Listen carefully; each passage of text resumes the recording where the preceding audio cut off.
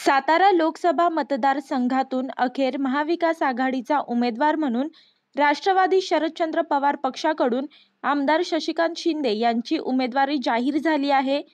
काल त्यांनी नवी मुंबईतील एपीएमसी बाजारात येऊन देवदर्शन आणि माथाडी कामगारांची भेट घेतली. यावेळी बोलताना त्यांनी आपल्या विजयाचा विश्वास व्यक्त केला.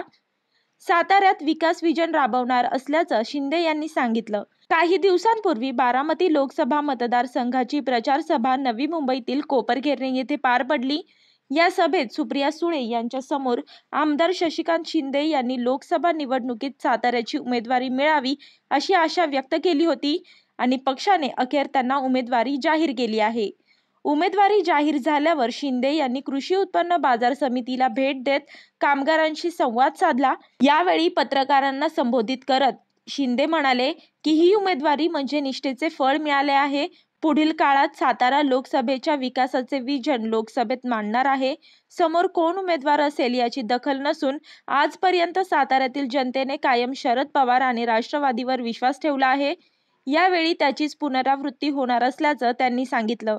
आपण मोठ्या मताधिक्याने निवडून येणार असल्याचा विश्वासही त्यांनी यावेळी व्यक्त केला. याबरोबरच शिंदे यांच्या समर्थकांनी एकच जल्लोष केला. मी वर्षा काटेकर, योद्धा न्यूज, नवी मुंबई.